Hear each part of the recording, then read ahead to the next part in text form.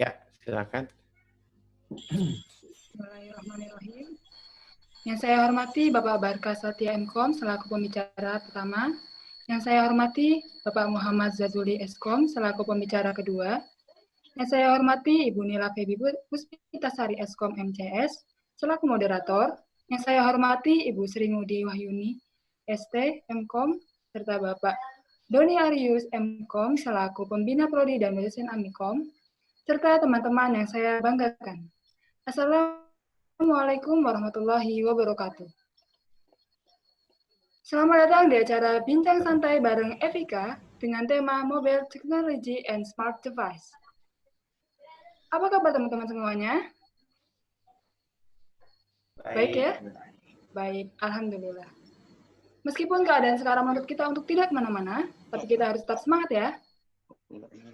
Oke, sebelumnya, perkenalkan saya Nur Karimah selaku MC akan memandu jalannya acara pada kesempatan kali ini. Baiklah, untuk mempersingkat waktu, perkenankan saya untuk membacakan susunan acara kali ini. Yang pertama adalah pembukaan, yang kedua adalah perkenalan materi, yang ketiga adalah acara inti, bincang bareng Evika, yang keempat adalah Q&A, yang kelima adalah door prize, dan yang keenam adalah penutup. Baiklah, langsung saja. Untuk acara yang pertama, mari kita buka dengan membaca doa menurut kepercayaan masing-masing. Berdoa dimulai.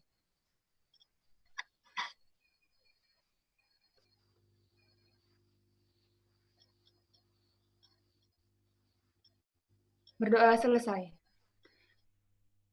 Sebelum memasuki acara yang kedua, perkenankan saya untuk membacakan SOP terlebih dahulu. Standard Operating Procedures peserta. Yang pertama, peserta wajib memasuki platform 15 menit sebelum acara. Yang kedua, peserta wajib mengikuti seluruh rangkaian acara.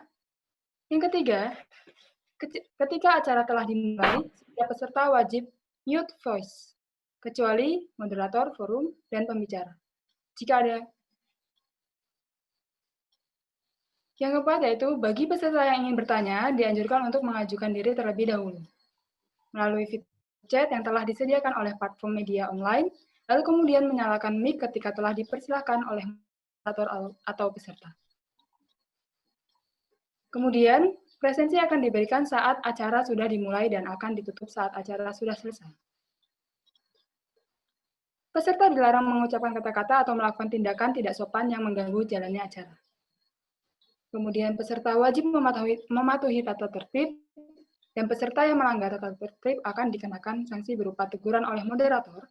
Jika peserta mengulangi hal yang sama, panitia berhak mengeluarkan peserta dari forum. Begitu. Baiklah, saya lanjut.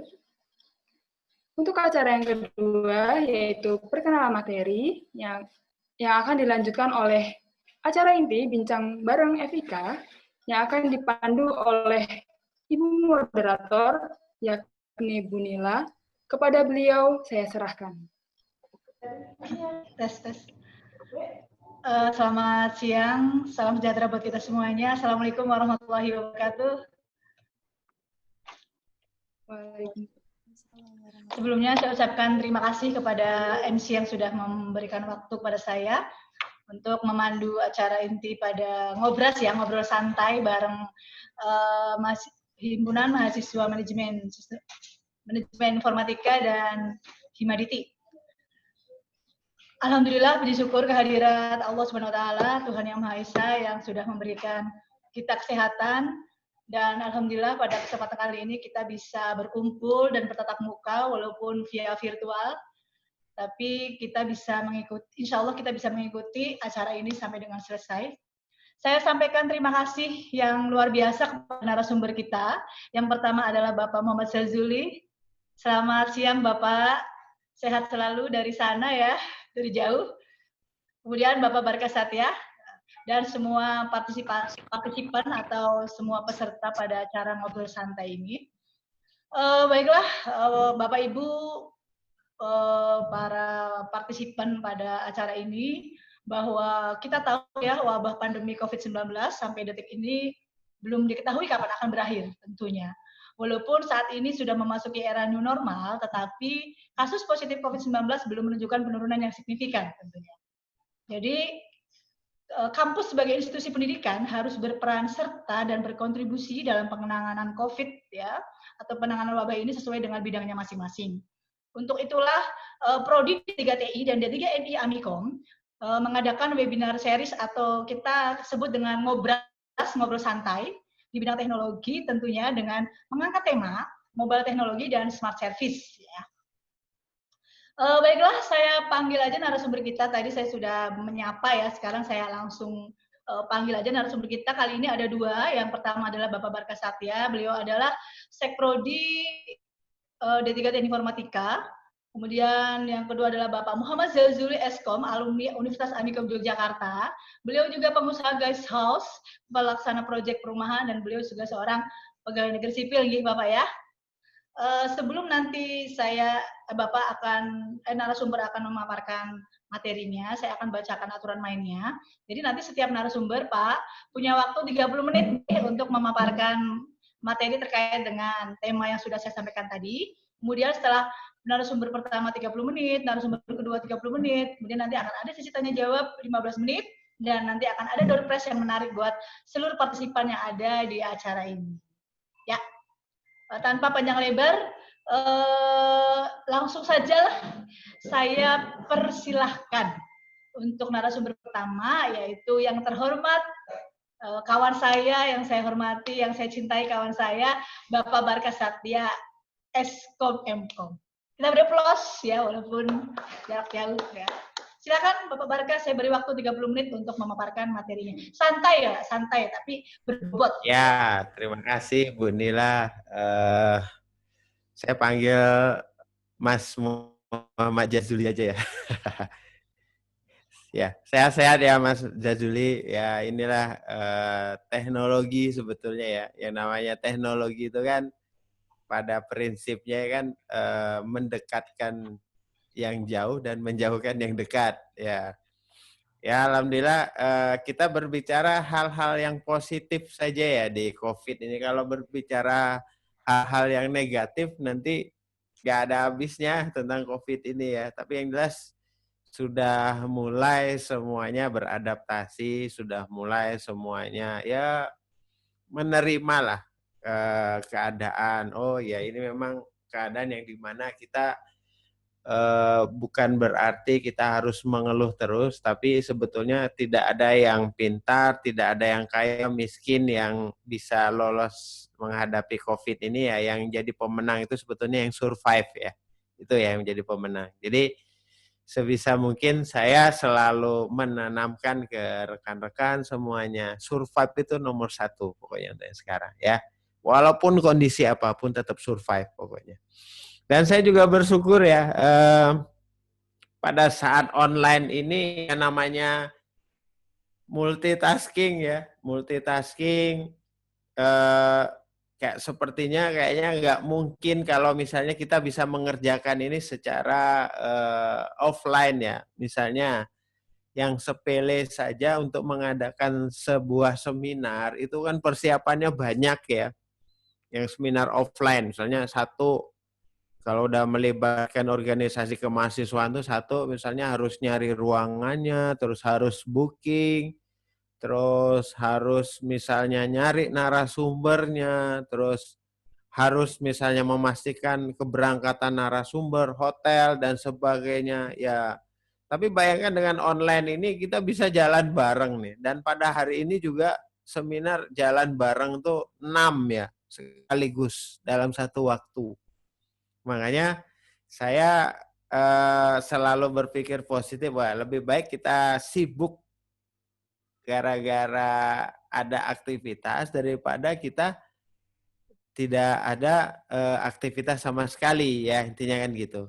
Baik, rekan-rekan saya akan menyampaikan sedikit materi ya terkait dengan perkembangan smart device dan mobile dan sebagainya. Tapi saya tidak akan berbicara teknologi. Kalau udah berbicara teknologi ya teman-teman pasti sudah paham ya. Sudah paham kemana sih arah sebuah teknologi dan sebagainya. Tapi yang di sini saya pengen membuka wawasan ya, membuka wawasan bahwa peluang kita itu sangat besar ya, sangat besar sekali. Oke, saya share screen saja. Ini ya. Nah, ini kebetulan juga baru saya dapatkan dan insya Allah saya akan men-share ke teman-teman ya. Kebetulan saya juga baru kuliah juga. Nah, ini juga ada sebuah materi. Materi ini bagus sekali ya. Jadi bagaimana sih caranya mobile teknologi dan smart service di kampus Merdeka Pendidikan di era pandemi COVID-19 ya. Jadi nah, ini rekan-rekan, begitu Anda lihat fenomena baru menghadapi revolusi industri 4.0 itu sebenarnya kita lihat gambar ini ya. Ini sebenarnya adalah gambar yang di mana kita tuh terintegrasi ya. Walaupun kita tersekat oleh pandemi virus ya. Semuanya terintegrasi nih, gambar ini ya. Dalam satu. Ya, dalam satu bisa pakai gadget, bisa pakai notebook, dan semuanya terintegrasi nih. Ya, seperti itu.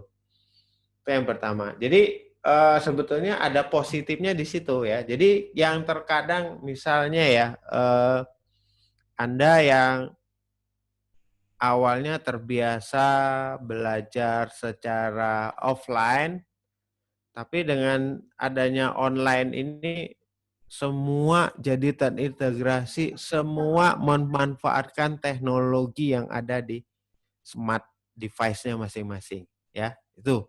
Jadi semuanya terpakai itu, ya, itu. Yang kedua, ruang belajar tuh makin terbuka ya. Jadi ruang belajar tuh makin terbuka, alhasil apa? Orang akan banyak sekali, kita lihat sekarang, orang banyak mengadakan seminar-seminar yang dilaksanakan secara online. Bahkan kadang-kadang 1 minggu itu ya, kadang-kadang kalau kita baca di grup atau apa, mesti muncul banyak sekali poster yang banyak mengadakan webinar. Ya, akhirnya apa? Jadi kesempatan kita belajar itu lebih tinggi ya. Jadi cara penyampaiannya juga orang juga banyak lebih kreatif, ada yang juga membuahkan inovasi dan sebagainya. Yang ketiga ini adalah konvergensi ilmu pengetahuan dan teknologi. Ini menggabungkan ya. Sains yang tadinya orang berpikir misalnya kita belajar matematika yang tinggal nulis, anak-anak mencatat, sekarang mau nggak mau orang harus berpikir dengan tablet yang digital, ya seperti itu. Yang keempat, disrupsi teknologi yang muncul pekerjaan-pekerjaan baru yang tumbuh dari konvergensi iptek. Nah, nomor 4 ini nanti akan kita bahas bersama peluangnya. Dan saya berharap dari wawasan ini nanti kita banyak melakukan sebuah terobosan baru nih ya, seperti itu. Yang kelima, makin tidak mudah mengembangkan kurikulum yang berdasarkan atas prediksi. Ya. Jadi nggak bisa lagi itu orang bikin atas dasar prediksi, tapi yang betul-betul yang sesuai bidangnya masing-masing ya.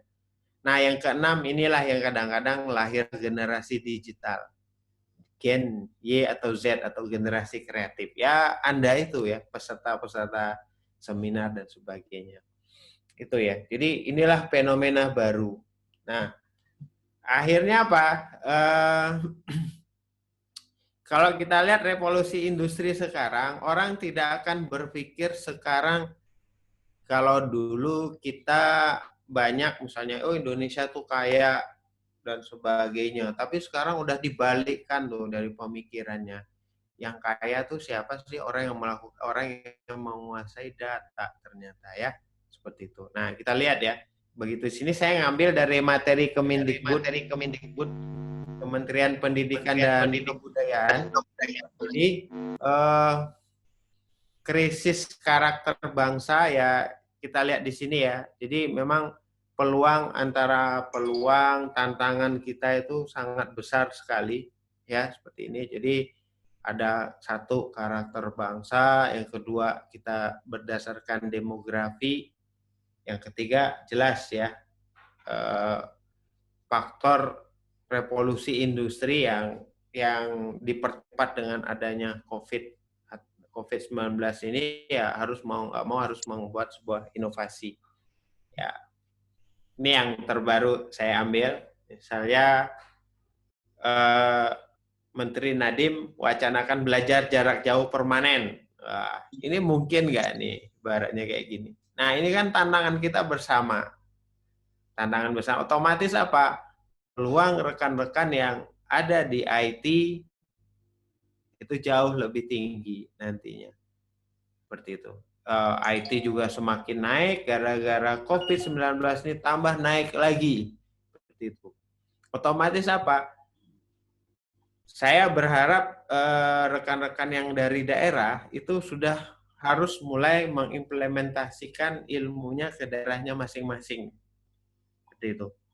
Kenapa? Yaitu tadi, wacana belajar jarak jauh, otomatis nanti pendidikan baik itu akan diterima oleh seluruh rakyat Indonesia. Otomatis kalau udah berbicara pendidikan yang baik, akhirnya cost pun bisa ditekan.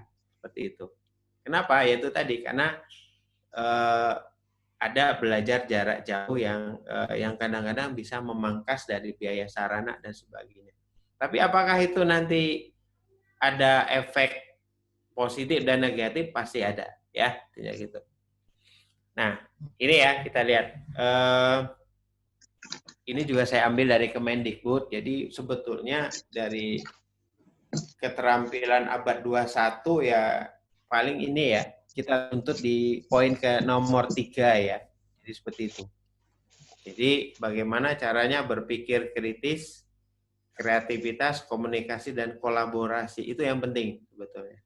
Ya. Nah, ada siku, iptek, dan pilar. Nah, kita lihat ya. Ini saya ambil juga nih dari liputan6.com. Seorang Jack Ma yang tidak tahu apa-apa, akhirnya dia bisa jadi raksasa bidang teknologi. Ya, Alibaba Group. Artinya apa? Yaitu tadi, kalau kita ranah di sini, nah dia memainkan di sini. Ya. Jadi dia berpikir kritis, kreativitasnya main, dia berkomunikasi, terus dia kolaborasi. Apa yang dia lakukan? Dia melakukan kolaborasi dengan Facebook. Akhirnya menciptakan, dia punya miliarder e-commerce. Ya, seperti itu. Jadi otomatis apa? Kemauan dan creativity itu bisa menjadi salah satu titik di mana Anda bisa menjadi sukses di bidang teknologi. Ya, seperti itu. Kesimpulannya apa? Jadi kesimpulannya dari Jack Ma tadi adalah adanya aspek model pembelajaran. Kalau kita lihat paradigma yang lama, itu adalah banyaknya pendidikan berbasis disiplin ilmu, kejar materi. Antara dosen dan pendidik itu sudah tidak bisa dibedakan. Ya, kalau antara pengajar dan pendidik itu tidak bisa dibedakan. Kalau pengajar itu kan jelas ya, dia akan yang namanya pengajar itu dia akan satu yang dikejar adalah materi. Dia nggak lihat tuh orang paham atau enggak, seperti itu. Yang penting dia nyampain per chapter selesai, dia nggak peduli siswanya paham atau enggak, ya udah selesai. Dan model pendidikannya adalah hanya dua sisi ya, antara guru dan murid. Nah, untuk paradigma baru, ya kita lihat dengan adanya COVID ini tambah dipercepat lagi nih. Satu, mau nggak mau orang berbasis kompetensi itu.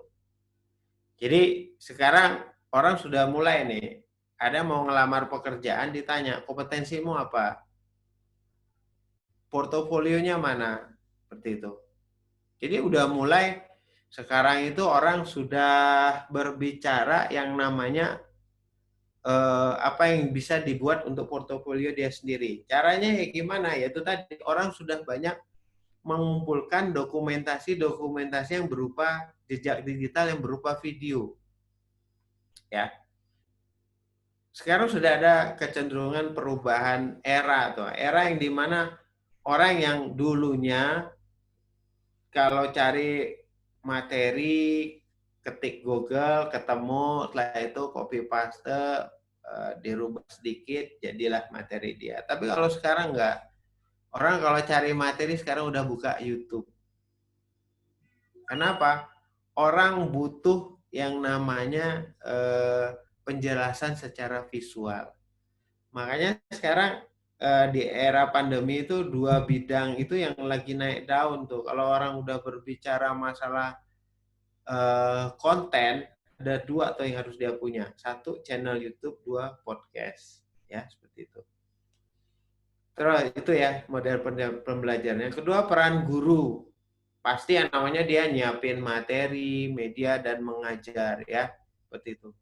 Sekarang udah nggak bisa lagi. Mungkin Anda lihat ya, di belakang saya ini ada studio mini. Itu sebetulnya saya dan istri itu mencoba membuat proses yang dimana peran kami sebagai orang tua harus mendampingi anak belajar atau kami sebagai fasilitator dari apa yang dia belajar secara online. Jadi udah berubah tuh. Jadi peran gurunya ya hanya fasilitator, yang namanya orang tua dia harus mendampingi tuh, seperti itu.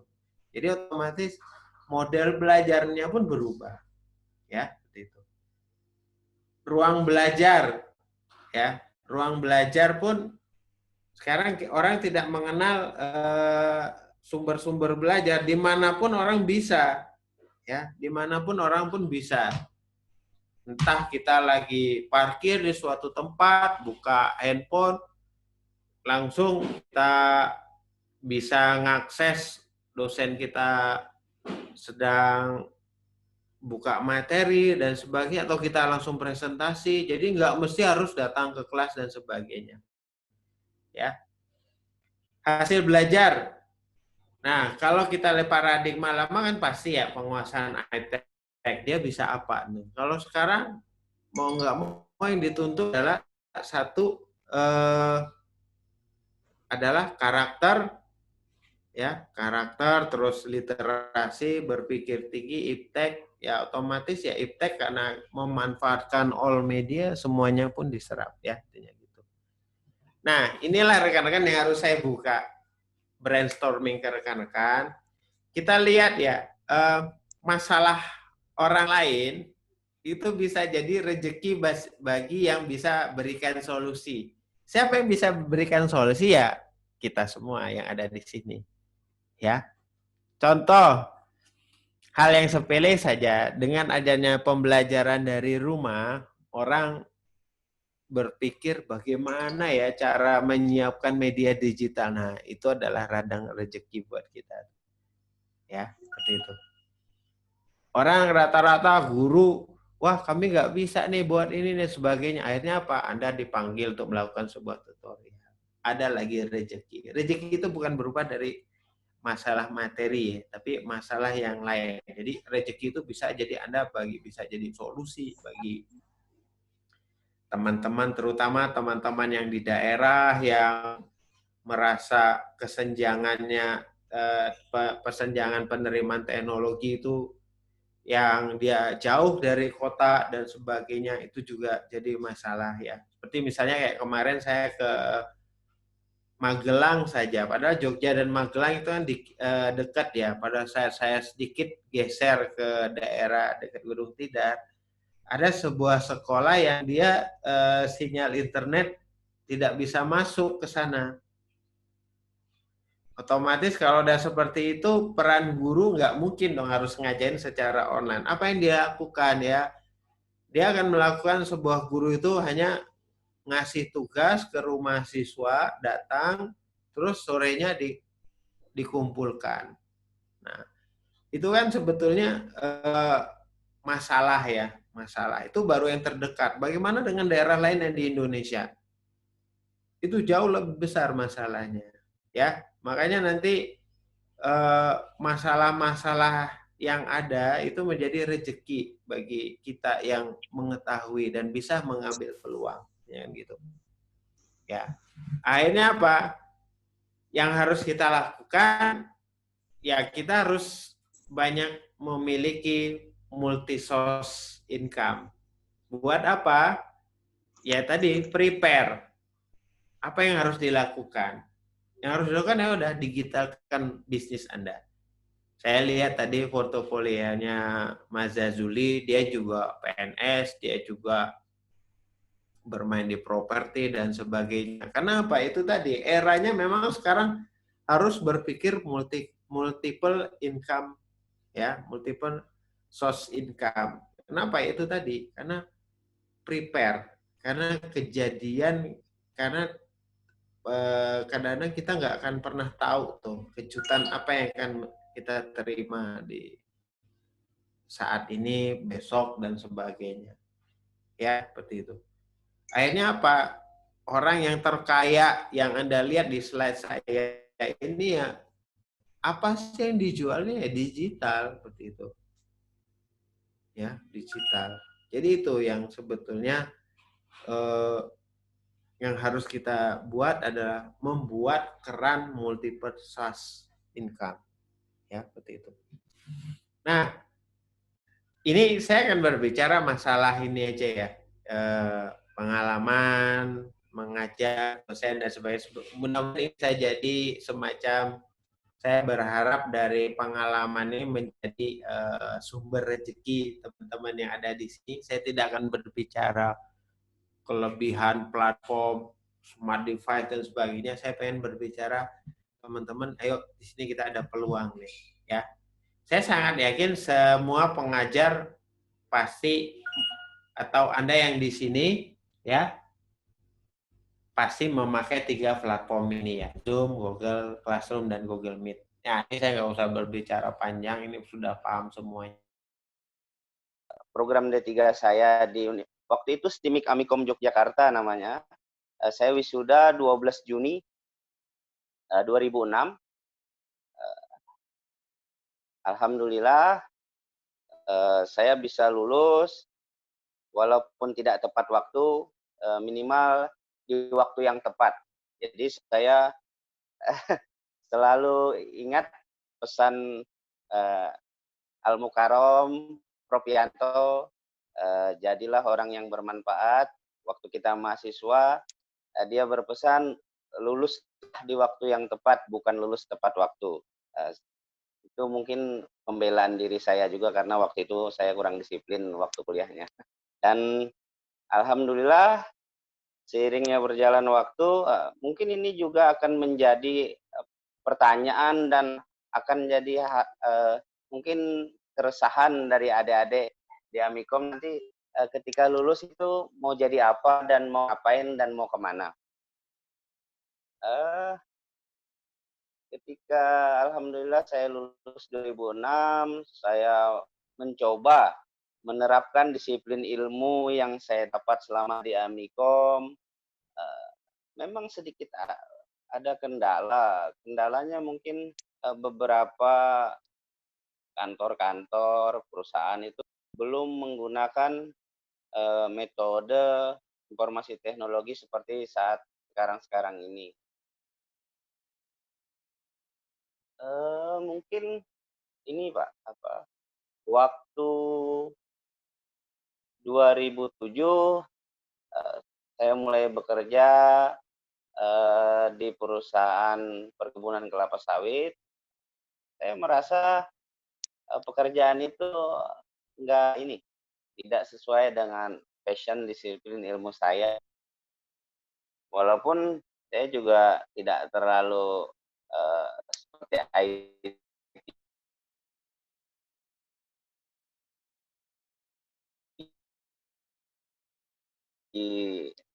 praktisi hanya praktisikum itu identiknya seperti orang memang mumpuni lah dalam hal informasi teknologi. setelah saya resign, merasa kurang pas, saya mencoba mengikuti tes CPNS di Kabupaten Kota Waringin Barat yang kebetulan tempat kota kelahiran saya, di mana berdomisili dengan keluarga. Saya mencoba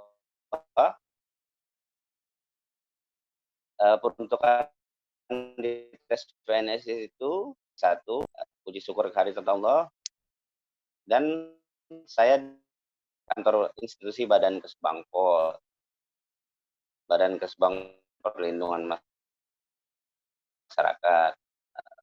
Kita juga selama bekerja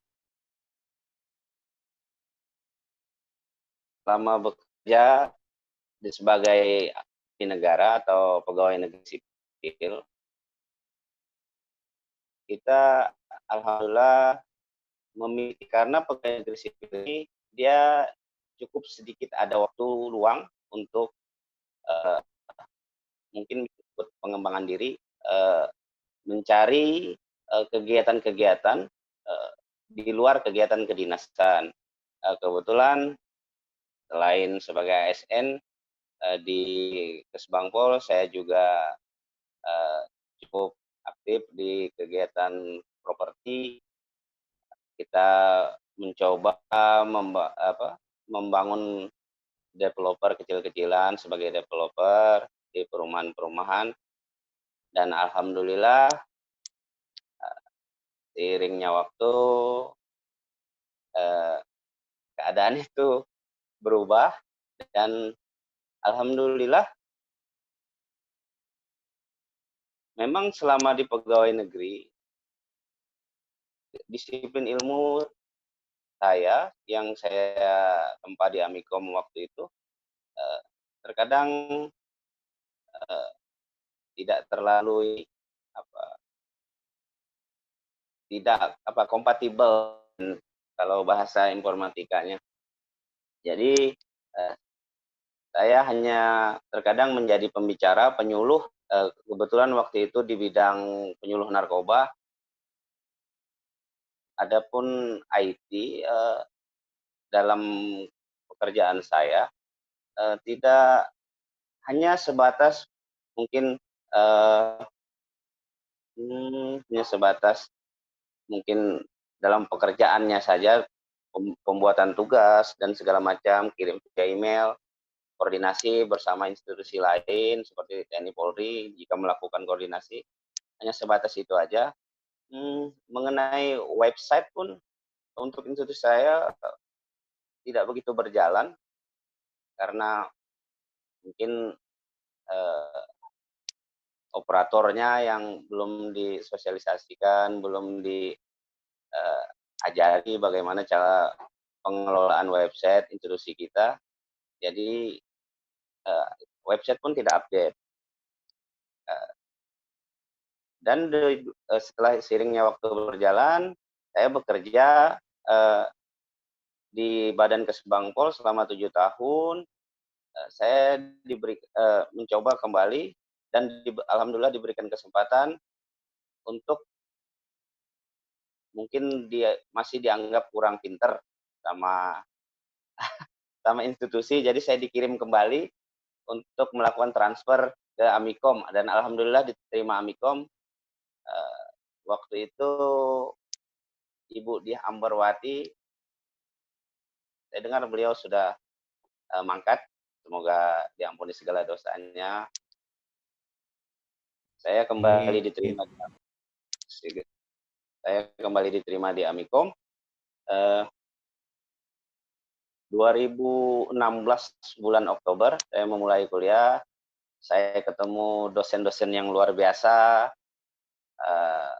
Ibu Sri Ngudi, dosen manajemen proyek saya.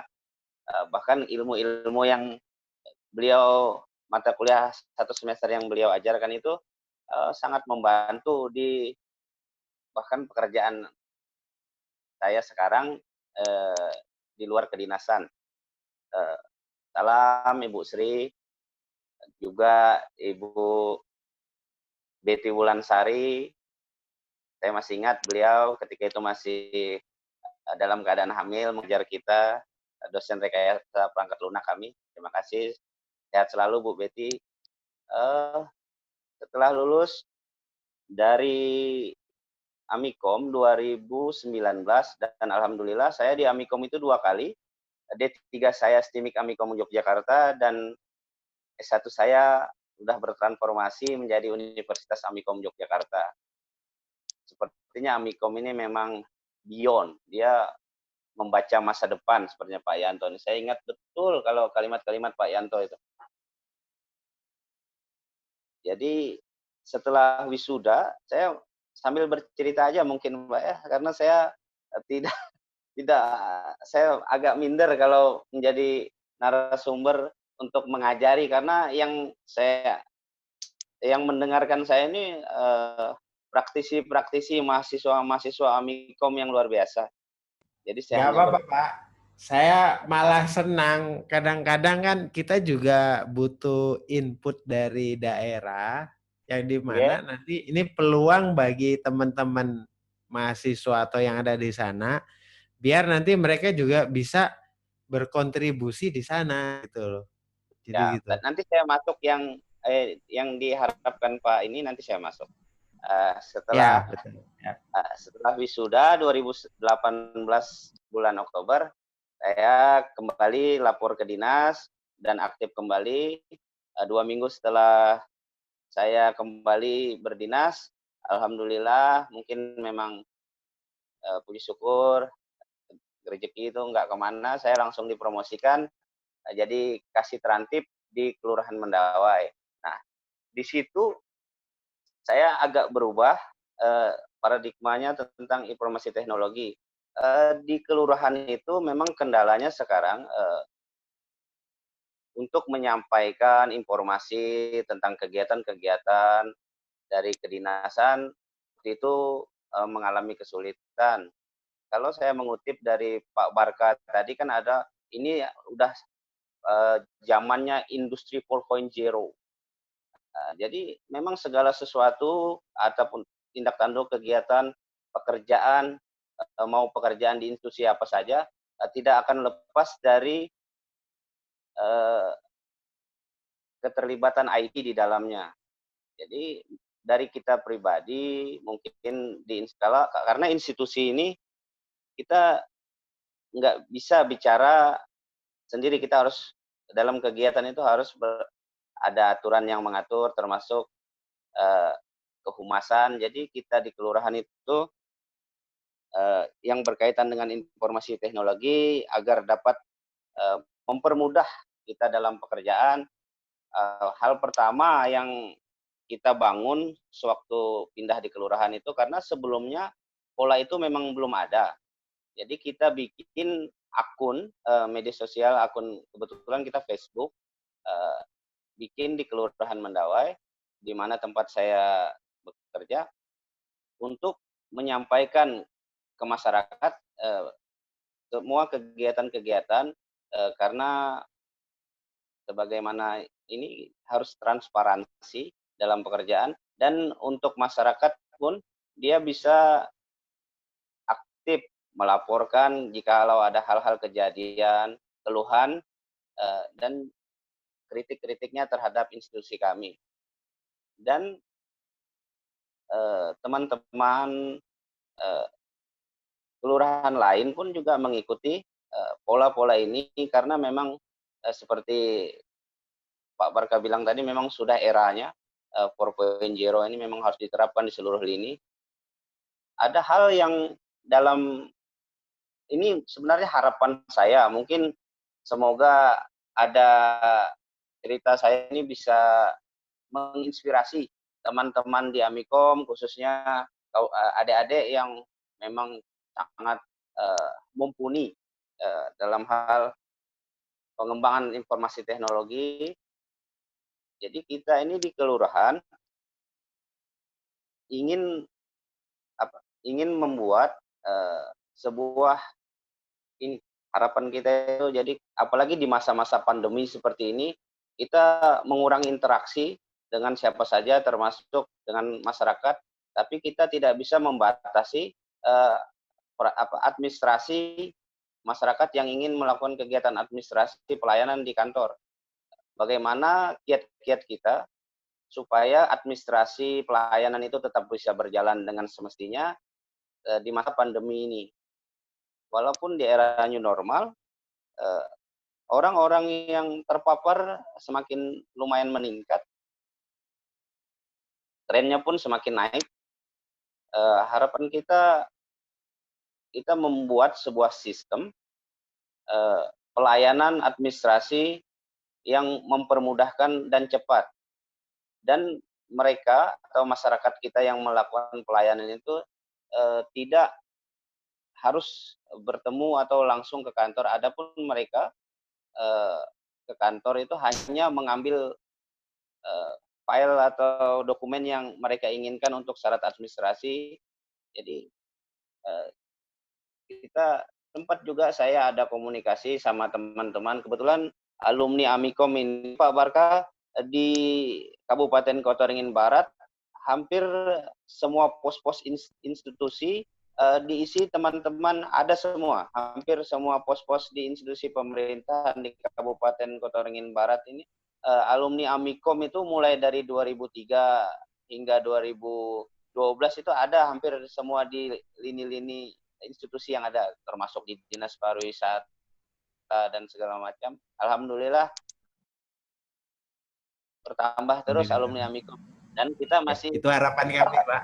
Iya, itu memang di samping di ASN pun di dinas-dinas atau di BUMN, kepala-kepala unit BRI dan yang lain banyak alumni. Kita masih silaturahminya baik karena waktu berangkat kuliah bersama, tergabung dalam grup jaringan alumni Amikom, waktu itu namanya Jala kan, mungkin Pak Barka masih ingat. Jadi kendala kita di kelurahan itu maunya bikin seperti itu, Pak. Jadi seperti pelayanan pengurusan surat keterangan domisili, surat keterangan terdaftar, surat segala macam kegiatan administrasi itu bisa kita petakan menjadi sebuah aplikasi yang mempermudahkan masyarakat dalam melakukan pelayanan ke kelurahan, sekalipun tidak melakukan kegiatan ke kantor langsung. Mungkin Pak Barka atau teman-teman nanti bisa memberikan pandangan terkait harapan kita di sini. Mungkin juga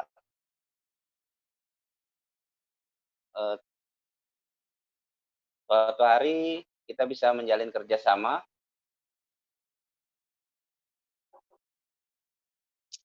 Mungkin harapan kita bisa mengundang teman-teman Amikom, seperti apa teknisnya nanti kita mengikuti saja. Yang penting saya selaku alumni ingin informasi teknologi ini tetap menjadi yang terbaik. Amikom pun juga semakin baik. Aduh, saya geli lihat Pak Barka ini. Apa-apa, Pak. Kadang-kadang ya kita harus, namanya itu bukan tidak ada yang pinter dan yang minder atau apa. Kita berbicara sinergi sekarang, Pak. Sinergi. Ya. Kami juga pengen sinergi, nggak apa-apa gitu. Sisi lain kita punya resource, anak-anak ini nanti juga mau mengimplementasikan ilmunya. Nanti Pak, dengan adanya alumni yang di daerah kan, itu sangat-sangat membantu kami gitu loh nantinya. Kita sangat bersyukurnya di situ. Ya, itu Mas Azuli. Oke, makasih Pak. Itu tadi yang mau saya ceritakan juga itu, tadi beberapa minggu yang lalu saya juga ada komunikasi sama Ibu Sri Ngudi. Kebetulan beliau dosen manajemen proyek saya yang selama ini ilmunya sangat bermanfaat. Saya terapkan dalam pekerjaan eksternal saya selaku developer. Kita ada bicara-bicara ringan waktu itu, artinya saya bercerita tentang yang saya sampaikan tadi, ingin membuat sebuah pengembangan informasi teknologi, aplikasi yang mempermudahkan pelayanan di kantor kita, dan mungkin akan diterapkan di seluruh kelurahan-kelurahan dan kantor desa yang ada di Kabupaten Kota Ringin Barat. Adapun aturan yang sebelumnya kita juga sudah melakukan koordinasi dengan dinas terkait, yaitu leading sektor kan untuk informatika, Dinas Perhubungan Kominfo, Dinas Kominfo, agar dalam pembuatan aplikasi ini tidak menyalahi peraturan-peraturan yang ada. Memang kita di kelurahan untuk membangun sistem ini kesulitannya karena ada hal-hal yang sifatnya data kependudukan yang sifatnya rahasia. Itu kita khawatirnya jika dia basisnya online, security-nya agak lemah, kita berbahaya takutnya ini. Makanya ini kemungkinan kita nanti kalaupun membangun offline aja. Mungkin Pak Barka ada ini, nanti setelah saya bercerita mungkin Pak Barka mau menindaklanjuti harapan kita di daerah tentang sistem ini. Pada dasarnya saya mau dan siap bersinergi, kalau kata Pak Barka tadi bersinergi. Ya. Mungkin seperti apa teknisnya, harapan saya nanti ada dari teman-teman di Amikom mau berkunjung ke kota saya untuk kita mohon dibantu dalam pengembangan sistem yang saya ceritakan tadi agar mempermudah pelayanan, terlebih-lebih di masa pandemi ini yang membuat kita tidak bisa berinteraksi langsung dengan masyarakat. Untuk teman-teman mahasiswa, ya harapan saya tetaplah belajar, disiplin ilmunya diperdalam, tetap semangat sekalipun di masa pandemi ini. Dan mengenai aturan Pak Nadiem Makarim itu semoga diimplementasikan dengan digratiskannya atau direndahnya harga kuota. Jadi kebijakan itu harusnya berbanding lurus. Jangan hanya kebijakan ingin supaya kegiatan belajar mengajar dilakukan dari rumah atau dari kantor, tidak diiringi dengan kebijakan yang mempermudah kegiatan itu. Mungkin itu saja yang bisa saya ceritakan pada siang hari ini. Mohon masukannya. Semoga kita semua sehat, selalu sehat, selalu sukses. Mungkin itu saja. Mohon maaf jika dalam penyampaian saya ada hal-hal yang kurang berkenan. Assalamualaikum warahmatullahi wabarakatuh.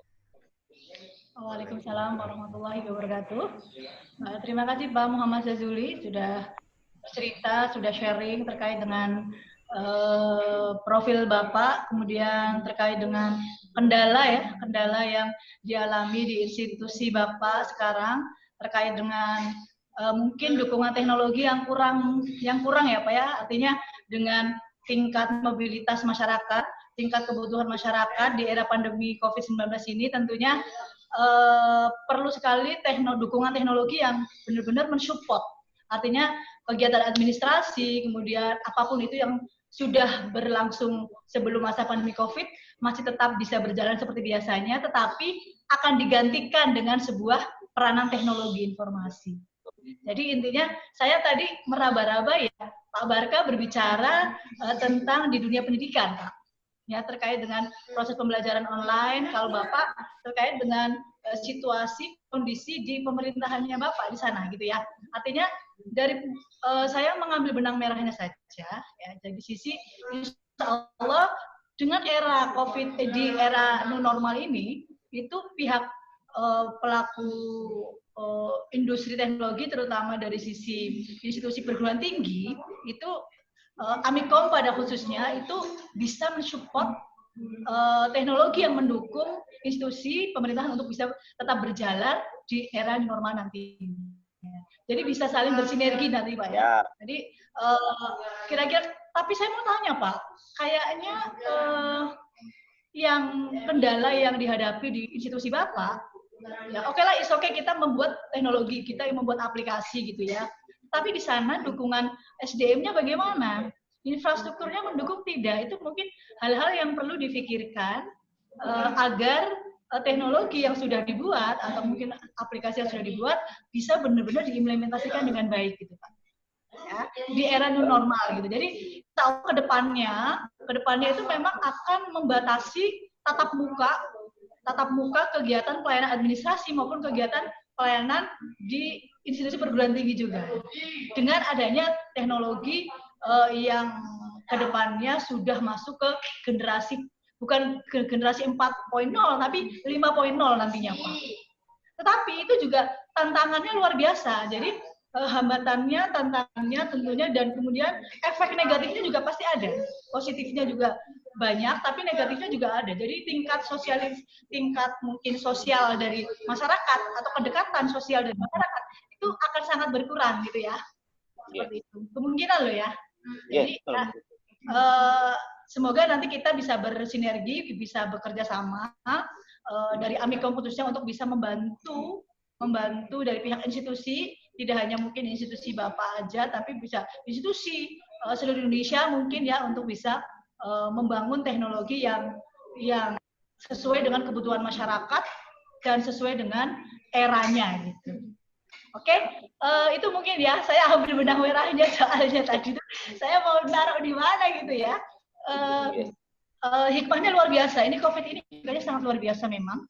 Tapi ya kita harus dipaksa untuk bisa tetap berjuang, tetap menghadapi ini semua dengan santai, dengan rileks, dan dengan positive thinking gitu ya. Kemudian para partisipan, saya mau menyapa partisipan, mau kameranya dinyalakan dong, videonya bisa. Nah, videonya para partisipan bisa dinyalakan ya, biar saya bisa tahu. Nanti ada sesi foto nih, sesi foto bersama para partisipan. Ini saya mau tahu nih, mungkin saya ini aja ya, saya panggil aja satu-satu ya. Nama-nama yang tidak asing lah. Ahmad Khairul Marzukin dari Amikom kayaknya ya. Iya, Mas Khairul. Mbak Maria Putri dari mana Mbak Maria?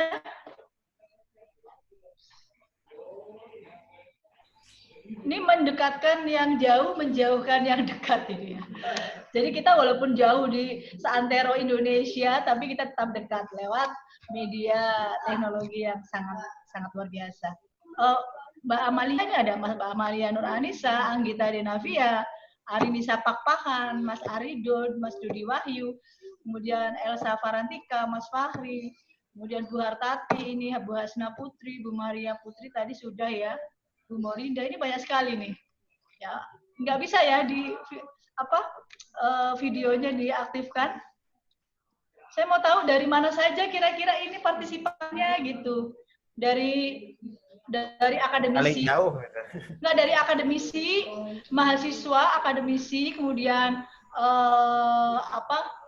pegawai negeri ya, atau pegawai profesional gitu.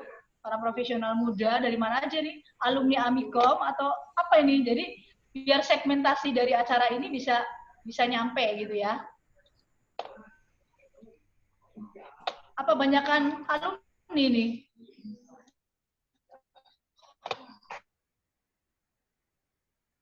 Ya sih, feeling saya. Tapi nggak masalah ya.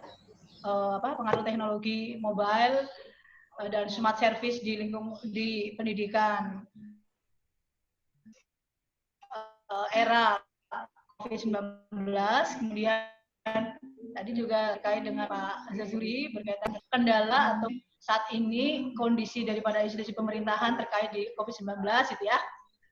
Ada yang mau disampaikan? Ini ada sesi tanya jawab langsung ya, 15 menit. Saya beri waktu tadi. 2 sesi aja, dan ada 3 buah door prize yang bisa Bapak Ibu atau partisipan bisa ambil gitu ya. Tapi nanti bisa dipakai atau gimana nih door prize-nya nih kira-kira? Door prize-nya voucher bandwidth atau gimana? Kuota atau gimana Pak? Panitia? Door prize-nya apa ini kira-kira? Perangkat tools. Hah? Seperangkat tools. Seperangkat tools itu apa ini? Hah? Pulpen, flash disk. Kalau itu kan bisa paket nanti Mbak Nur Karimah. Mbak Nur Karimah nanti dipaket ya door prize-nya. Ya, bisa. Oke, kenapa nggak bisa. Dipaket? Okay. Ya, nanti kita kirimkan. Oke, Bapak Ibu, para peserta webinar atau ngobras ya, ngobrol santai ya. Ada pertanyaan kira-kira dengan penyampaian materi dari kedua narasumber kita? Monggo silakan, saya lebih senang kalau ada yang banyak bertanya ya. Seperti ya, alhamdulillah tadi alumni Amikom sudah bisa membuahkan prestasi ya, Mbak Jazuli di institusinya. Insya Allah bermanfaat buat institusinya terkait dengan pengetahuan teknologinya untuk bisa membangun institusinya ya. Menuju ke digital e-government Pak, digital e-government gitu. Siap. Harus Pak, ya untuk kedepannya begitu. Jadi jangan sampai masih jadul lah ibaratnya. Dari sisi infrastrukturnya, dari sisi SDM-nya itu jangan sampai terbelakang. Kita harus benar-benar mengikuti. Dan Pak Jazuli selaku orang yang tahu teknologi, melek teknologi itu harus mempelopori, Pak. Harus mengompori gitu ya. Mudah-mudahan jadi trigger, Bu ya. Yes, betul ya, trigger. Terutama jangan lupa, Pak, jangan lupa kuliah di Amikom gitu. Jadi kalau mau bisa buat aplikasi, kalau mau bisa bangun teknologi terkait dengan aplikasi, animasi dan lain sebagainya, kuliah di Amikom gitu aja Pak. Ya. Oh iya. Ya silakan ada yang mau bertanya, Bapak Ibu, ini saya santai aja ya karena kita juga di sini santai gitu, saya juga santai juga. Ayo, Bapak Ibu, silakan ada yang mau ditanyakan. Para peserta webinar, nggak usah malu-malu ya. Nanti kalau nggak ada yang bertanya, biar saya yang bertanya. Dan saya akan mendapatkan door prize. Ibu moderator mohon izin. Silakan. Jika ada mungkin kalau diizinkan, bagi teman-teman atau peserta yang ingin bertanya, mungkin saya ikut sumbang door prize mungkin.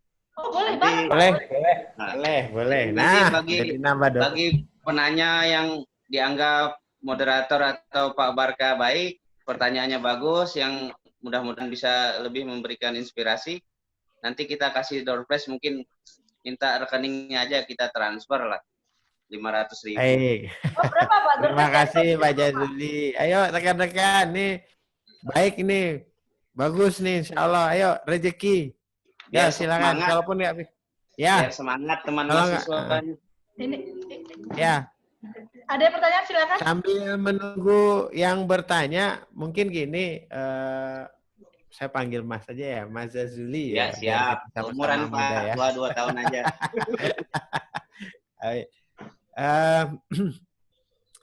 Di D3 itu kan ada magang ya. Biasanya kan kami kalau mengirimkan orang itu kan langsung ke perusahaan. Tapi pas COVID ini kan mau nggak mau kita harus menjalankan protokol social distancing. Nah, kami itu berharap jika memang memungkinkan ada objek-objek yang bisa kita garap secara remote atau dari jarak jauh, dari skill anak-anak yang bisa memberikan kontribusi ke instansinya Mas Jazuli, ya kita sangat senang sekali gitu loh. Kami juga sangat senang gitu loh. Kadang-kadang anak-anak kan kesulitan ya karena terbiasa bertatap muka, terbiasa dengan objek yang nyata, tapi dengan kayak gini kan mau nggak mau mereka harus bekerja dengan secara behind the scene atau bekerja secara virtual. Nah, itu juga kita sangat menunggu sekali ya. Kalaupun ada. Ya, Eh, monggo Mbak langsung. Ini kemarin saya juga ada komunikasi dengan kebetulan Bu Sri, mungkin beliau prodi D3 kalau tidak salah. Ya. Saya memang ada pembicaraan mengundang teman-teman dari Amikom yang ingin melakukan magang di Kabupaten Kota Waringin Barat, kebetulan di kota saya, khususnya di institusi di tempat saya bekerja. Jadi dalam komunikasi itu saya juga ya mohon izin menawarkan semua teman-teman yang mau magang di sini, mulai dari jikalau tidak behind the scene yang kata Pak Barka tadi, mungkin bisa berkunjung langsung ke sini. Artinya kita pun selalu menerapkan protokol kesehatan, mulai dengan sampai ke tempat kita. Artinya kita siapkan buat teman-teman yang mau magang itu. Kemarin saya tawarkan mulai dari transportasi, akomodasi, berapa lama mau menginap. Kebetulan kita kan Pak ini alhamdulillah punya tempat atau guest house sendiri. Jadi kalau buat teman-teman Amikom ya prioritas lah kita kita endorse lah bahasanya kan. Ya, betul. Ya. Monggo yang lain, ayo. Ini ada peluang nih, challenge. Ingat ya, peluang itu tidak datang 2 kali. Peluang itu harus dijemput. Assalamualaikum, Mbak. Ya, sebelumnya perkenalkan nama saya Ahmad Saibani. Saya mahasiswa D3 Manajemen Informatika. Oh ya, bentar. Maaf ini kameranya. Maaf belum mandi, Pak. Baru bangun tidur langsung ikut ini tadi.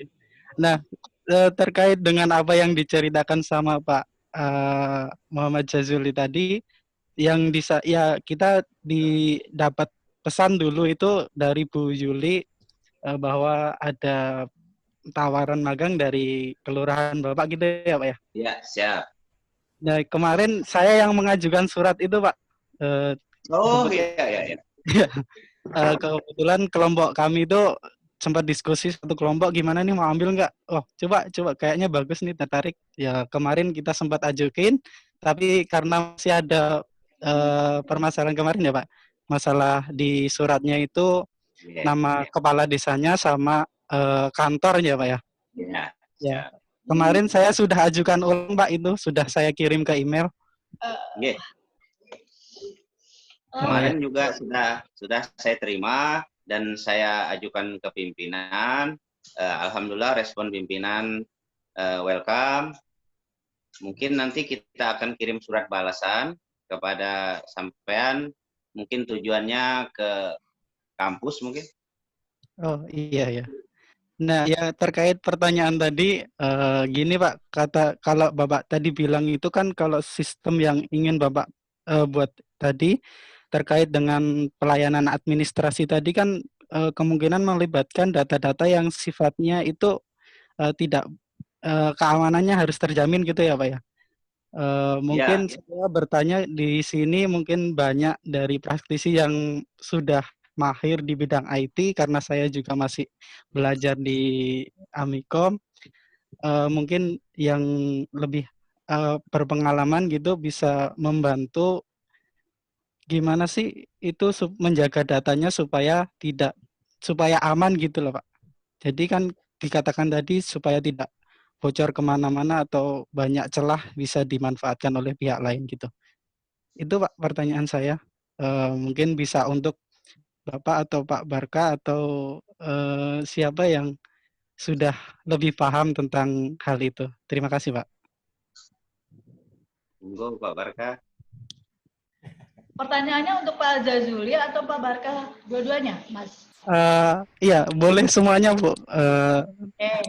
Beliau kan yang sudah lebih berpengalaman gitu loh. Saya minta petunjuknya gimana sih itu membangun sistem yang bisa menjamin data-datanya itu aman dari para yang berniat untuk jahat terkait data itu. Oke, terima kasih Mas Ahmad Subhan. Silakan Pak Barka. Silakan Pak Barka untuk memberi tanggapan, atau mungkin Mas Jazuli dulu, monggo. Oh, nggih, siap Ibu. Terima kasih. Mas Subhan, insya Allah secepatnya nanti kita kabari surat balasannya. Mudah-mudahan bisa berkunjung ke tempat kita. Nanti kita mungkin sambil kontak-kontak aja. Terkait aplikasi atau sistem yang mau dibangun ini, kita kan maunya skalanya luas. Jadi kebetulan di kelurahan di mana wilayah kita bekerja itu jumlah penduduknya sekitar 1.200. Jika penginputan data kependudukan itu hanya sebatas wilayah di kelurahan kita, mungkin kita bisa melakukan input data manual. Artinya memungkinkan untuk data itu diinput manual. Yang kita harapkan kan jika ada integrasi seperti dengan institusi di Dukcapil ketika ada permohonan dari warga masyarakat yang ingin membuat surat keterangan kematian, akta kematian, surat keterangan kelahiran. Karena di kelurahan ini kan mengurusi masyarakat mulai dari lahir sampai meninggal, Bu. Jadi surat administrasi itu memang rekom dan pengantarnya banyak dikeluarkan produknya lewat kelurahan. Jadi jika data itu bisa terintegrasi langsung, misalkan online dengan Disdukcapil, itu akan mempermudahkan. Jadi kita kan hanya mengetik, mungkin kalau nggak salah foreign key-nya kan untuk nick-nya. Jadi nick-nya itu yang memanggil semua data. Jika nick-nya kan tidak ada yang sama.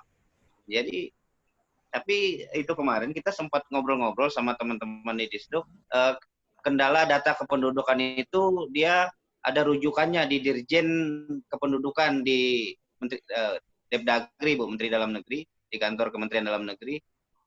Mungkin yang tidak bisa itu terkait aturan, Bu. Permintaan data itu bisa diintegrasikan ke mereka. Jadi mungkin harapan kami yang terdekat ini hanya penginputan manual untuk warga, data-data kependudukan warga di sekitar Kelurahan Mendawa yang ingin melakukan urusan administrasi. Jadi di masa pandemi ini harapan kita tetap terlaksananya, dipermudahkannya administrasi itu dengan aplikasi yang ingin kita buat. Misalkan bayangan saya, ini bayangan aja, Bu, ya, mungkin mudah-mudahan bisa diterjemahkan oleh teman-teman Amikom.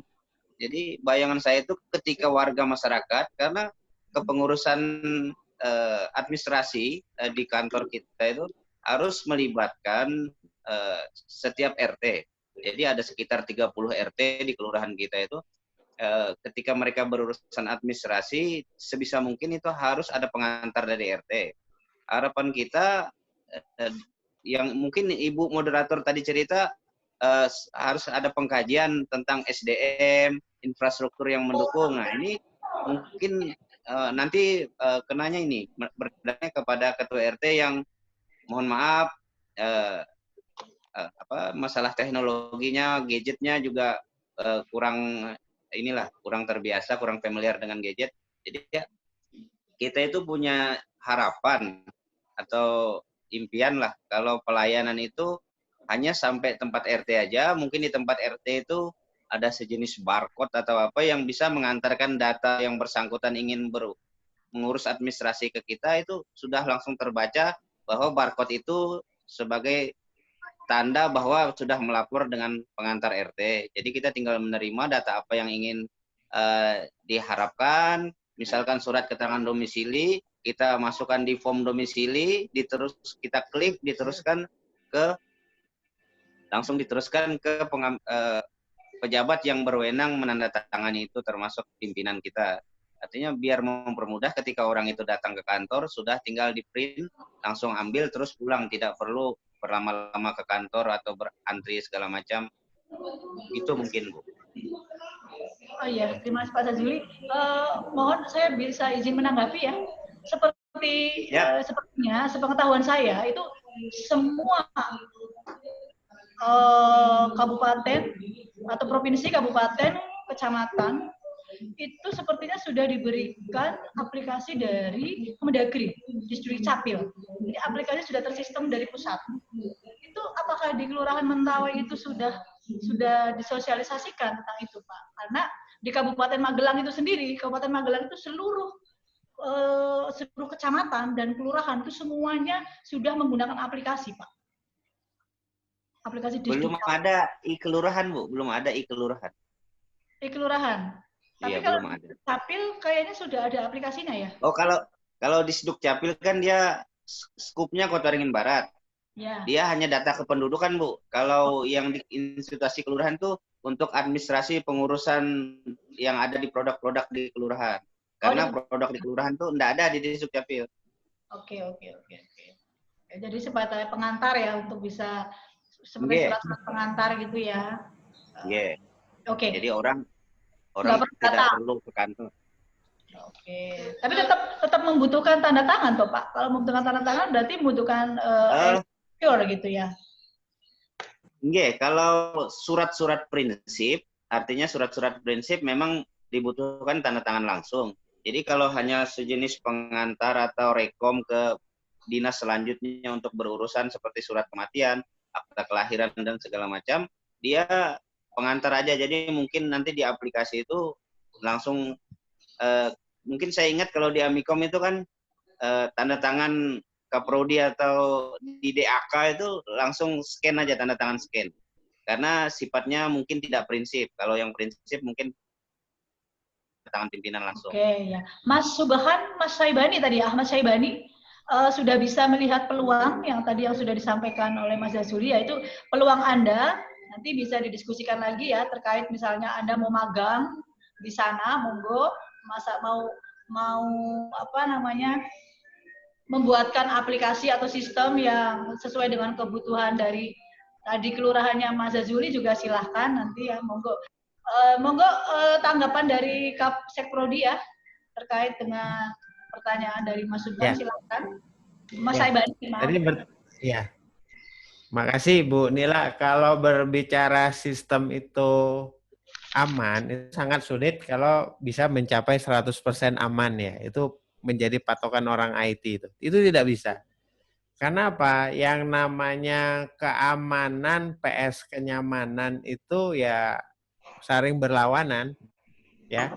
Semakin tidak aman, semakin nyaman dipakai. Ya, jadi saya ingatkan, semakin tidak aman, semakin nyaman dipakai. Contoh misalnya, kalau Anda menghidupkan komputer tanpa password kan enak kan? Coba kalau komputer ada password, tidak nyaman kan? Apalagi smartphone. Contoh hal kayak smartphone. Email, apakah misalnya Anda pakai email kan kita biarkan terbuka ya email kita ya. Biar apa? Kalau ada email baru itu gampang dibukanya. Padahal itu tidak boleh. Harusnya selesai buka email di smartphone kita, kita sign out. Tapi kan kebiasaan kita buka terus. Ya. Karena apa? Ya itu tadi. Semakin ribet kan? Ya, lama. Apalagi kita pakai touchscreen, susah masukin password dan sebagainya. Itu yang saya bilang. Semakin tidak aman, semakin nyaman. Jadi misalnya security vs performance itu ya berbanding terbalik gitu loh. Jadi seperti itu. Jadi yang harus diingat, yang dikembalikan lagi apakah aman, tidak ada jaminan 100% aman. Kembalikan lagi ke behavior. Ya, habitnya masing-masing. Ya. Tanamkan di prinsip di orang IT itu tidak bisa percaya kepada siapapun. Orang IT itu kayak gitu. Saya hanya soalkan. Ya, betul. Ya begitu kalau berbicara masalah komputer security, data itu tidak bisa 100% aman. Ya, betul, tidak bisa. Ya, sekali tadi itu jawaban dari Pak Jazuli dengan Pak Barkah, Mas ya, terkait dari kebutuhan apa yang bisa dilakukan Anda untuk bisa magang, dan Anda tadi tanya tentang keamanan data ya, terkait dengan aplikasi yang nantinya insya Allah Anda akan buat lah jika mungkin permohonan magangnya diterima ya Pak ya, Pak Jazuli ya. Kira-kira kok Pak Mendawai itu Kalimantan mana ya Pak? Kalimantan Tengah, Bu. Semangat Palangkaraya ya? Ya, Palangkaraya ibu kota. Kita 9 jam dari ibu kota. Wah, mantap. Jauh ya. Mas Saibani itu dari mana aslinya Mas Saibani saya tanya? Saya Jogja, Bu. Jogjanya Sleman, Godean. Mas, itu yang perlu Anda perhatikan. Ketika Anda mau magang ke sana, perlu diperhatikan adalah satu, biaya. Ya, biayanya tidak mahal, tidak murah karena butuh naik pesawat, nggak mungkin naik kereta gitu ya. Kemudian, pokoknya mungkin kira ketika Anda mau membantu Mas Jazuli, insya Allah perlu dipertimbangkan masak-masak. Kan bisa dilakukan jarak jauh, Mas. Yang penting komunikasinya lancar gitu ya. Di masa pandemi ini kan tidak harus datang mungkin ya, atau bisa jarak jauh gitu dalam proses diskusi atau mungkin monitoring aplikasinya dan sebagainya lah. Itu kemarin karena juga Bu Yuni itu bilang pekerjaannya bisa dilakukan remote system gitu. Betul bisa. Oke, nah itu yang diharapkan. Ya. Mungkin sekali Pak Jazuli pengen datang ke sana gitu ya Mas ya. Nanti biaya ditanggung dari Mas Jazuli gitu ya. Oh enggak ya? Siap, insya Allah siap. Wah luar biasa Mas, luar biasa. Alumni yang luar biasa lah pokoknya ya. Jarang-jarang loh alumni yang sudah mau mendedikasikan, selain mendedikasikan diri di institusinya dan mendedikasikan diri di alma maternya ya. Ini Amin. Mungkin mahasiswa Amikom ada di link ini ya, jadi bisa dicontoh salah satu contoh yang baik. Kemudian Mas berkah untuk semuanya. Amin. Mas Saibani sudah paham ya apa yang tadi sudah disampaikan oleh kedua narasumber? Iya, sudah Bu. Sudah ya, nanti kalau misalkan ada sesuatu yang mau ditanyakan bisa japri aja atau papri ya. Ya, penanya kedua silakan saya beri waktu ya. Ini kita masih pembawa acara masih berapa menit lagi pembawa acara MC? Tinggal 10 menit lagi, Bu. Oke, 10 menit lagi. Silakan bagi 5 menit. Maaf, 5 menit ya. Padahal masih ada door prize 2 dan ada uang tunai 500.000. Kayaknya uang tunainya buat aku aja deh. Nggak apa-apa. Nanti Ibu aja yang ngatur, Ibu moderator nggak apa-apa diatur aja. Wah, rezeki dah, alhamdulillah Mas Jazuli. Ayo, yang lain, ayo. Yang lain silakan. Ini kayaknya alumni Amikom atau mahasiswa Amikom nih yang ada di sini. Yang dari institusi selain Mas Jazuli ada lagi nggak ya? Yang dari institusi pemerintahan selain ada 12 orang Bu, 12 orang di Dinas Pariwisata, di Sekwan, Sekretaris Dewan, di Dinas Sosial, hampir di semua pos institusi ada alumni Amikom. Alumni Amikom, enggak maksudnya di link kita di sini di webinar kita itu ada nggak orang-orang Kalau alumni sekitar sini nggak ada. Ada ya, ini mahasiswa Amikom semua ya. Iya. Oke, silakan ada yang mau bertanya lagi. Masih ada 2 door prize dan 1 voucher ya, voucher uang. Dibagi semuanya. Ya. Silakan. Kita akan rencana gini ya, alumni itu kan kita sering talk show juga bareng. Jadi anggap saja ini ngobrol santai tapi punya makna gitu lah ya. Ya gitu. Saya tidak akan berbicara expert teori dan sebagainya, tapi kita punya makna, punya kemaslahatan, itu yang penting. Saya berharap kayak gitu. Oke, kalau nggak ada saya tunjuk aja deh ya. Semoga ada orangnya nih ya. Saya tunjuk salah satu partisipan kita. Dwi Harian Sujatmiko, ini mahasiswa saya nih. Dwi Harian Sujatmiko, semester 5. Silakan bertanya. Paksa buat tanya. Dwi Harian. Silakan bertanya. Kamu tak kasih door prize lo ya.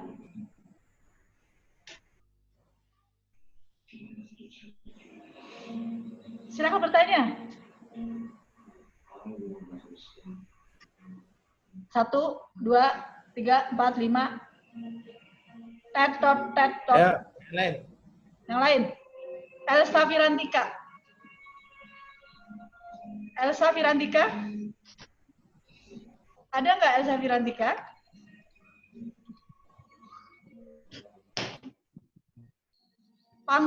Pengkuh Dwi Septiandi. Ini saya.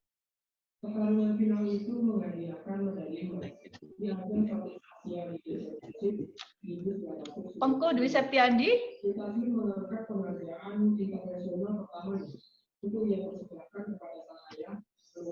Wah, nggak ada yang bertanya ini ya.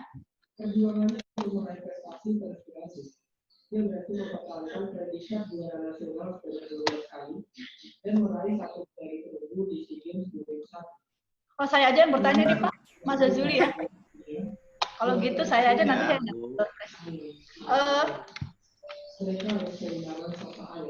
pertanyaannya otomatis nih ya, otomatis lah. Saya mau tanya Pak, tadi terkait dengan kendala ya, kendala yang dihadapi oleh Kelurahan Mendawa ya di Pulau Kalimantan ya Pak. Tentunya Pulau Kalimantan kan Indonesia bagian tengah ya Pak ya. Itu tentunya perkembangan dari sisi perkembangan teknologinya, SDM-nya tentunya kemungkinan berbeda dengan di Pulau Jawa ya Pak. Yang SDM-nya, infrastrukturnya juga sangat memadai gitu ya. Jadi kendala yang signifikan, kendala yang utama lah Pak. Yang utama itu apa sih? Kendala utamanya terhadap perkembangan teknologi informasi di sana. Masyarakatnya tentunya, masyarakatnya. Terkait dengan institusi pemerintahannya lah. Kalau di institusi pemerintahannya kalau infrastrukturnya mungkin tersedia jaringan internet itu tidak mencakup ke seluruh wilayah. Jadi untuk di beberapa kecamatan seperti Kecamatan Arut Utara, seperti produk Telkom IndiHome itu aja enggak semua kecamatan seperti Kecamatan Kota Ringin Lama atau Arut Utara yang notabene lebih jauh, agak pojok dari kabupaten kita itu agak kesulitan. Artinya jika kita ingin menyampaikan informasi itu jadi tidak menyeluruh bisa diakses oleh masyarakat. Itu kenapa? Itu karena faktor demografi wilayahnya, struktur demografi wilayah, atau mungkin kebijakan dari pemerintah provinsi atau anggaran, terkait anggaran gitu Pak? Mungkin kebijakan yang berkaitan dengan anggaran dari pemerintah pusat. Memang di era semenjak Pak SBY hingga saat ini memang pemerintah sedang berupaya untuk pemerataan pembangunan di seluruh negeri, termasuk di Kalimantan dan Papua.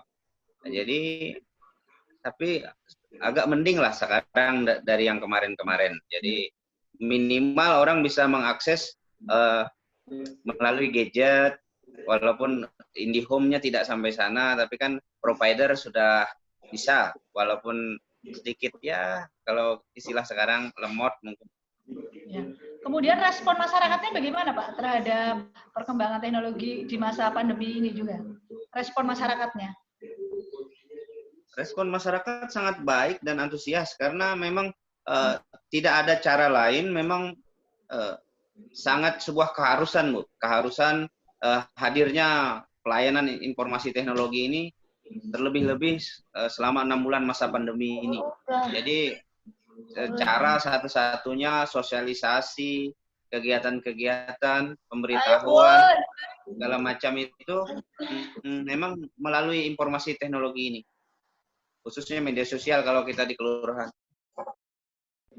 Jadi sekarang mungkin teknologi itu sebagai candu ya Pak, candu masyarakat ya, untuk bisa melek teknologi gitu ya. Jadi kalau memang tidak melek teknologi, otomatis ya kita akan tertinggal jauh gitu ya Pak ya. Betul. Kemarin aja mohon izin, kemarin ada kerusakan dari Telkom, jaringan telekomunikasi itu di ibu kota, berdampak di seluruh kabupaten termasuk kabupaten kita. Itu kayak orang yang kehilangan setengah jiwa itu. Jadi nggak bisa ngapa-ngapain semua. Sudahlah kita tidak sosialisasi, nggak bisa segala macam, interaksi di luar susah. Ditambah lagi informasi jaringan telekomunikasi, internet dan sebagainya terganggu. Jadi semuanya jadi terganggu. Mungkin itu. Oke, terima kasih Pak. Jadi ini para mahasiswa ya, alumni yang ada di link webinar kali ini, bahwa tentunya di khususnya di Kelurahan Mendawai itu punya peluang yang sangat luas ya Pak ya, terkait dengan kebutuhan teknologi. Jadi peluangnya sangat banyak sekali. Silakan kalau mau mengeksplor kemampuannya, kemudian bisa bekerja sama dengan provinsi, kelurahan, kabupaten, kelurahan di lingkungan Kalimantan Tengah ya Pak ya. Mungkin khususnya bagi alumni Amikom yang asalnya dari sana harus balik Pak, harus balik, nggak boleh nggak balik, harus balik ke sana, membangun desanya sebagai dedikasi terhadap daerah tercinta, minimal mengembangkan daerah tercinta. Betul, jangan seperti saya Pak ya, gitu. jangan seperti saya orang Brebes tapi nggak mau di Brebes, nah itu. Ya paling nggak kan ilmunya nyampe ke teman-teman di Brebes Bu. Amin ya Pak ya, siap. Ya. Mungkin itu ya Pak ya. MC-nya mau bertanya ini Pak Bu Moderator. Silakan. MC-nya Mbak Karimah, silakan bertanya. Barka. Ya, saya mau tanya Pak, ini kan mahasiswa kan sudah pada disuruh, ada yang menetap di kota-kota karena tidak bisa mudik, ada juga yang mahasiswa memang mudik balik ke kampung gitu. Sedangkan mahasiswa yang mudik ini kalau dilihat-lihat itu apalagi di daerah-daerah terpencil gitu ya Pak ya, itu tuh perannya terhadap masyarakat itu kayak kurang berperan gitu Pak. Nah, terutama untuk masalah teknologi kayak gini Pak, yang saya mau tanyakan adalah bagaimana caranya kita sebagai mahasiswa itu bisa berperan aktif ke masyarakat gitu Pak. Kadang kita bingung mau siapa yang harus kita hubungi atau bagaimana gimana Pak? Bagaimana alurnya atau begitu Pak? Itu bisa menumbuhkan motivasi mahasiswa juga itu seperti apa Pak? Mungkin begitu. Oh itu bagus, pertanyaan bagus itu. Jadi ada peran serta mahasiswa ya dalam intinya mengabdikan diri kepada masyarakat Pak terkait dengan bidang ilmu yang dimilikinya, terutama teknologi informasi itu. Jadi alurnya gimana, caranya bagaimana? Biar mahasiswa itu nggak cuman main mabar aja Pak, nonton bareng main mabar, Mobile Legends, Free Fire gitu Pak. Jadi memang dia punya potensi tapi tidak dieksplor dan tidak memasyarakat gitu. Masukan Pak. Saya ini. Ya. Benar aja itu maksud Mbak MC tadi itu kita bisa tangkap, artinya walaupun kita itu mumpuni atau cukup kapasitas kita memahami IT sudah mulai terlihat baik, artinya di masyarakat itu bisa berdampak. Artinya kita harus memahami, saya ingat sebuah hadis, khairunas anfa'uhum linnas. Jadi sebaik-baik orang itu yang memberi manfaat bagi orang banyak. Anda pintar kalau tidak dibagi itu tidak ada gunanya. Adab itu harus dikedepankan, attitude itu di atas ilmu. Jadi semakin berilmu seharusnya kita semakin beradab. Ini saya hanya berbagi aja, tidak menceramahi. Mohon izin ya. Artinya kalau di tempat saya mungkin kita agak ada sekat dengan teman-teman alumni Amikom yang baru ini. Mungkin karena jarak usianya yang lumayan, hampir 10 tahun, 12 tahun. Jadi harapan saya jika ada teman-teman dari Pangkalan Bun, Kota Beringin Barat yang menyaksikan kegiatan kita pada hari ini, kita itu sebenarnya berkumpul itu karena menyamakan persepsi terlebih dahulu yang harus kita pahami. Artinya kenapa orang itu suka mabar, kata Ibu Moderator tadi kan, karena sama-sama suka main game. Karena kalau saya nggak suka mabar karena nggak bisa main game. Jadi ada kesamaan persepsi terlebih dahulu, baru membentuk komunitas. Nah, melebarnya nanti bersama teman-teman alumni yang lebih senior. Jadi kita bisa berinteraksi dan berkomunikasi terkait apa-apa hal yang ingin dikembangkan di tempat-tempat kita yang tercinta ini. Artinya bangunlah komunikasi, bangunlah komunitas yang positif sehingga kita bisa bermanfaat bagi lingkungan dan orang banyak. Mungkin itu. Oke, good. Oke, Pak. statement yang sangat luar biasa Pak ya. Jadi itu mungkin Mbak Nur Karimah ya. Oke, baik Pak, terima kasih. Ya. Jadi memang tergantung mahasiswa ya, mahasiswa itu berbeda-beda. Ada yang mahasiswa sukanya individual, sukanya menyendiri. Ada yang mahasiswa yang punya potensi dan suka memberikan sesuatu kepada lingkungan sekitar gitu ya. Jadi kalau bisa menjadi mahasiswa yang bermanfaat, berguna bagi masyarakat, lingkungan dulu, bagi diri sendiri, bagi masyarakat, bagi bangsa dan negara. Insya Allah semuanya akan maju ya. Insya Allah mahasiswa akan memberikan kontribusi yang sangat luar biasa dan bisa diapresiasikan oleh masyarakat. Mungkin itu saja untuk pertemuan sesi webinar kali ini ya. Jadi insya Allah lain waktu Pak Barka. Jadi mungkin ini masukan saja. Mungkin kalau memang temanya ngobrol santai ya udah ngobrol santai aja gitu. Fokus kemana gitu ya. Jadi tadi seperti yang tadi awal-awal itu saya agak bingung mau nyari benang merahnya, tapi alhamdulillah seiring dengan berjalannya waktu bisa mencair, bisa gatuk itu loh Pak, bisa gatuk gitu ya. Intinya peranan perguruan tinggi, peranan masyarakat, peranan institusi pemerintah juga sangat dibutuhkan dalam kondisi pandemi ini. Mari kita berkolaborasi ya Pak, mari kita berkolaborasi dengan baik, dengan komit untuk bisa mengatasi kendala-kendala yang ada saat ini di era pandemi atau era normal ini dengan peran teknologi yang sudah ada. Mari kita jaga dan mari kita tingkatkan kemampuan kita untuk bisa belajar, terus belajar dan belajar untuk memberikan manfaat buat masyarakat, bangsa dan negara. Itu mungkin dari saya. Tapi kalau saya kasih Pak Barka silakan beri statement aja 1 kalimat Pak untuk acara hari ini. Ya, kalau Mas Jazuli bilang adab, kalau saya juga sama attitude is the best gitu loh. Kalau attitude kita baik, ilmu insya Allah mengikuti, rezeki juga mengikuti gitu ya. Ini kayaknya seorang filsuf deh, cocok dari filsuf ini ya. Terima kasih Pak Barka statementnya. Pak Jazuli untuk menutup sesi ini silakan saya beri kesempatan untuk memberikan 1 statement aja untuk acara hari ini ya. Mungkin pesan saya selaku alumni kepada teman-teman mahasiswa yang masih belajar, tetap semangat, jaga kesehatan. Pesan saya, ilmu, jangan pernah membandingkan kesuksesan Anda dengan kesuksesan orang lain, nasib Anda dengan nasib orang lain. Lihatlah prosesnya, bandingkanlah proses orang lain dengan proses Anda. Jadi kalau orang lain itu sukses, lihatlah prosesnya bagaimana. Jadikan itu inspirasi bagaimana Anda bisa jadi seperti orang yang Anda anggap sukses itu. Jadi pesan saya kembali kepada yang tadi, sebaik-baik manusia itu memang orang yang bermanfaat bagi orang lain. Terima kasih.